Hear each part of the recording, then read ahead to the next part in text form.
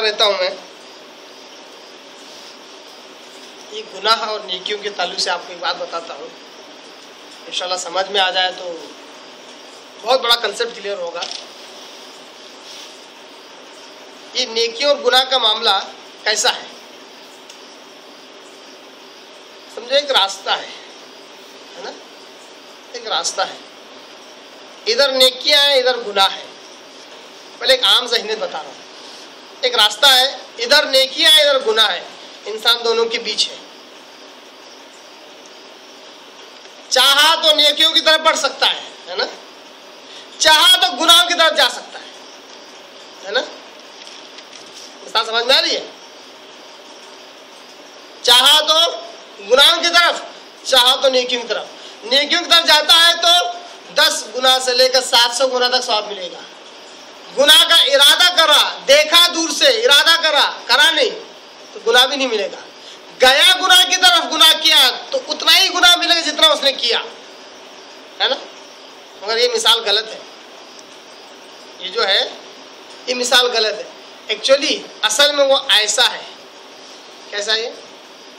ایسا سلوپ ہے اور انسان بیچ میں ہے۔ گناہ کی طرف حد درجہ حتی المقدور کوشش کرتے رہنا پڑتا ہے، تب جا کے گناہ کی طرف تھوڑا چڑھ پائے گا۔ کچھ نہیں کرا تو سمجھو سیدھا گناہ کی طرف ہے، وہ کچھ نہیں کرا، بولا میں گناہ میں نہیں ملوث ہوتا تو سمجھ رہا ہوں گناہوں کی طرف جا رہا ہے، کیونکہ سلوپ ہے، کس وقت گناہوں کی طرف بھی جائے گا۔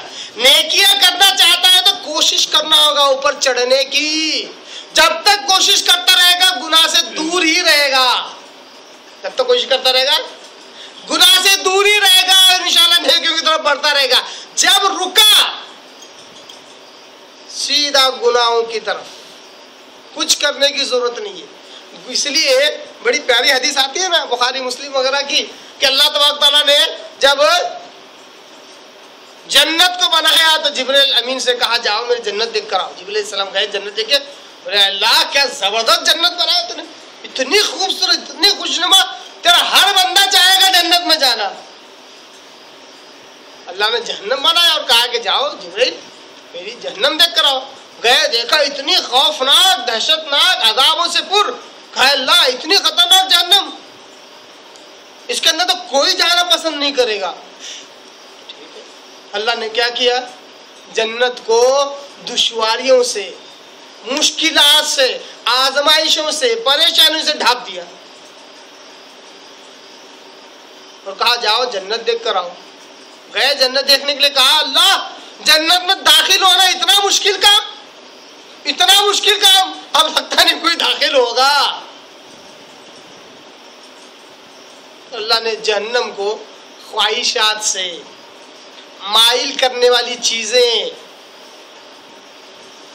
خوشنما جذبات سے بھری ہوئی آراستہ خوبصورت چیزوں سے اللہ نے ڈھانپ دیا اور کہا جبرائیل جاؤ اور جہنم دیکھ کر آؤ۔ دیکھا تو کہا اللہ یہ جہنم ہے، اس میں تو لوگ دھڑادھڑ گریں گے، بآسانی گریں گے، کیونکہ کہ فطری طور پر مائل ہو جاتا ہے انسان ایسی چیزوں کی طرف، ہے نا۔ یہ جو حدیث ہے نا، اسی وجہ سے میں نے یہ جو مثال ہے اس کو ایسا کر دیا۔ یہ جو حدیث ہے اسی پر سے یہ جو راستہ یہ فلیٹ نہیں ہے، یہ سلوپ ہے، کہ جنت کی طرف جانے کے لیے دشواریاں ہیں، بہت محنت کرنا پڑتا ہے، بہت جدوجہد کرنا پڑتا ہے اور ہمیشہ کرتے رہنا پڑتا ہے۔ رک گئے، فطری طور پر انسان میں برائی سے میلان کی صفت ڈال دی گئی ہے، خود بخود فطری طور پر برائی کی طرف آنا شروع کرتا ہے۔ کوئی آدمی اگر یہ کہے صاحب میں بہت نیک متقی پرہیزگار، گناہ ہوتے ہی نہیں، جھوٹا دعویٰ ہے اس کا۔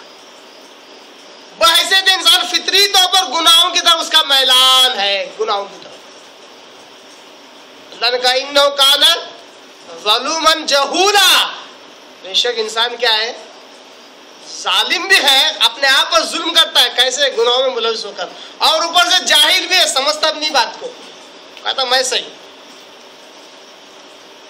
تو فطری طور پر انسان گناہوں کی طرف آتا ہے، جبکہ اس کو اگر کوشش کرتا رہے نیکیوں کی طرف تو ہمیشہ چڑھتا رہے گا۔ رک گیا مطلب گناہوں کی طرف آئے گا۔ تو یہ تھی مثال اس بات پر کہ دل کا ارادہ اگر انسان کر لے گناہوں کا تو اللہ تبارک تعالیٰ پکڑ نہیں کرتا ہے. جب وہ ارادہ عمل میں یا زبان سے ادا ہو جاتا ہے. مثال کے طور پر ایک آدمی نے کیا کیا, پلاننگ کیا کسی گھر میں چوری کرنے کی, صرف پلاننگ چل رہی ہے, صرف پلاننگ چل رہی ہے, اللہ پکڑ نہیں کرے گا. یہ کیا ہے, یہ ہم ہے, مطلب غور و فکر کر کے کسی نتیجے پر آنے کی کوشش کر رہا ہے. اب کیا ہوا, اپنے دوست کے سامنے بات کرتے کرتے کہا یار اس گھر پہ چوری کرنے کا ارادہ ہے, بول دیا, مطلب ارادہ پکا ہو گیا اس کا. اب کم سے کم جو اس نے گناہ کا اظہار کیا وہ گناہ لکھ دیا گیا, چوری کرنے کا نہیں لکھا گیا. سمجھ رہے بات کو آپ, چوری کیا وہ کہ نہیں لکھا گیا, جو گناہ کا ارادہ اس نے جو ظاہر کیا, وہ جو گناہ جو سو تھا اس کو اس نے فحش جو بنایا وہ گناہ لکھا جائے گا. کس نے ایک چوری کرنے کے کام کو دوسرے سے شیئر کیا, سو کو فحش میں بدل دیا. اب دوسرے کو بھی ہمت آئے گی نا چوری کرنے کی, اور آسانی ہوگا, جب یہ کر سکتا ہوں میں کیوں نہیں کر سکتا. فحش بن جاتا ہے, کینسر بن جاتا ہے نا. اسی طرح اگر اس نے عمل کیا گیا اور چوری کیا تو اب چوری کرنے کا گناہ لکھا جائے گا, اس نے چوری کیا.